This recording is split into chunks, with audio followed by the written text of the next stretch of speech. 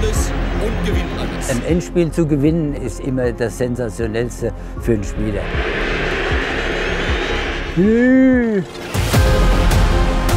Mein Herz gehört der Eintracht. Ist heute noch so wie vor 50 Jahren.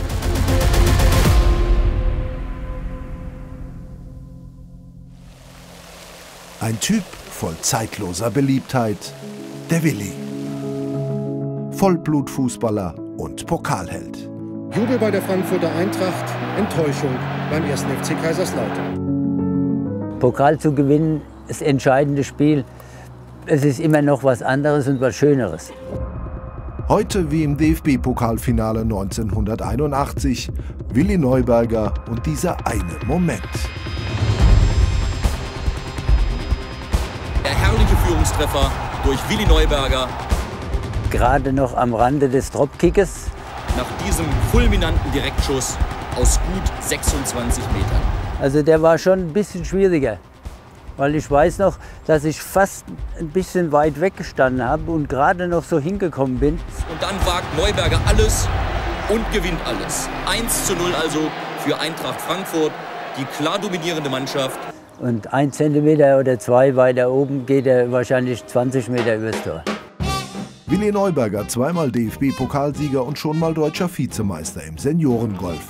Es war die Zeit, als die Eintracht am Riederwald den Charme eines romantischen Hessenclubs hatte. Willis Karriere ging dem Ende entgegen. Auf der Geschäftsstelle wurde jede Mark zweimal umgedreht. Und in der Bundesliga herrschte graues Mittelmaß mit Routiniers wie Nickel, Neuberger und Lorand im Karriereherbst.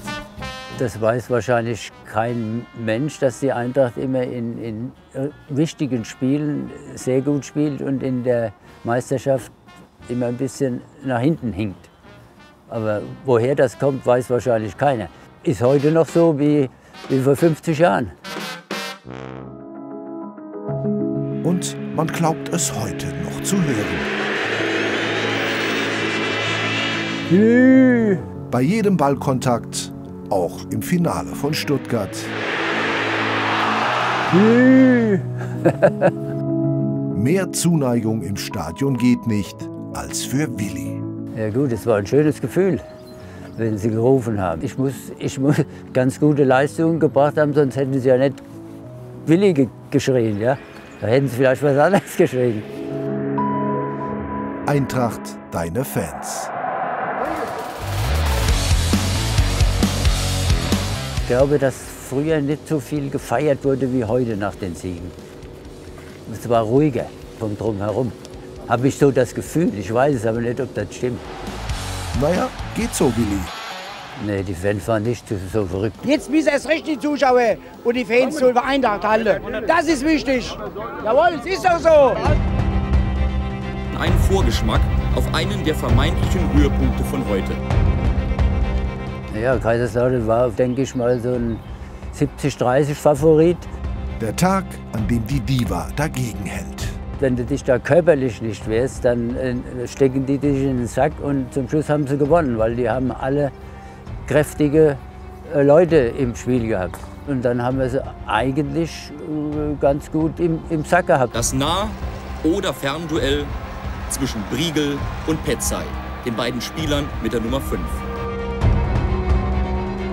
Ja, Bruno war ein dufter Typ und hat immer für die Mannschaft gespielt und war immer da.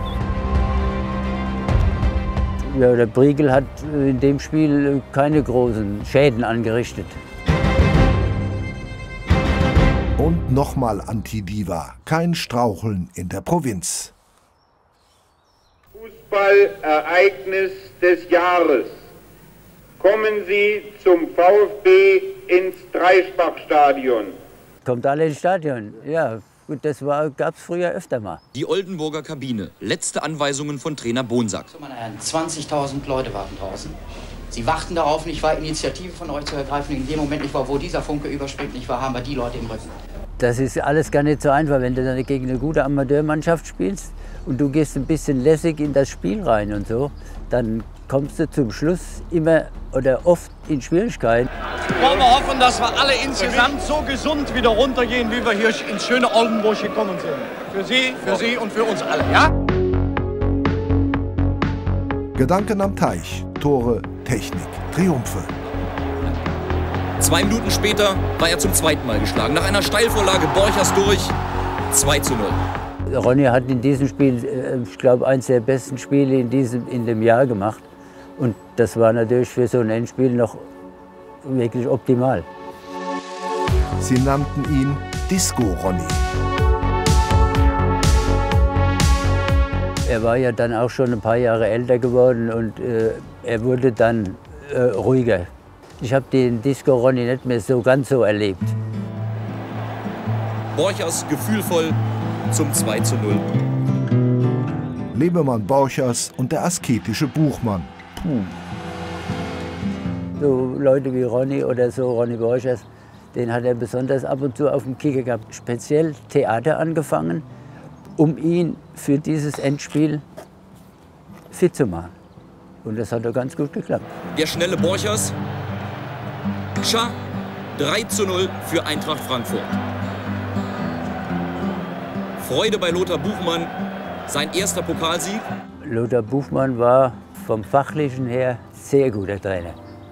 Bestimmt bin ich auf jeden Fall. Vielleicht etwas mehr für den leisen Ton als wie für den lauten. Der war immer ganz schnell beleidigt. Ich bin auch kein Trampolinspringer auf der Aschenbahn. Aber Autorität muss sein. Mit uns hat er den Pokal gewonnen und wir haben sehr gut gespielt. Das hat ja für ihn gesprochen. Ihn nannten sie den schwarzen Heino. Ja gut, er hat pechschwarze Haare gehabt. Ein bisschen ähnlich, wenn er noch dann die Sonnenbrille aufgesetzt hätte, dann hätte man ihn verkaufen können als Heino.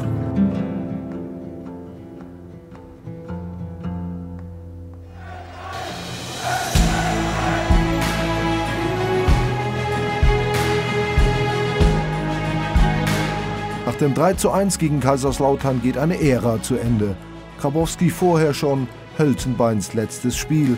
Fast Tränen in den Augen oder sind Sie so gerührt ein bisschen? Ja, ich weine gleich drin. In der Kabine der Frankfurter dann allerdings verhaltene Freude. Schade eigentlich. Diese Mannschaft spielte so nie wieder zusammen. Der Pokal, die Eintracht und der Willi auf den Punkt.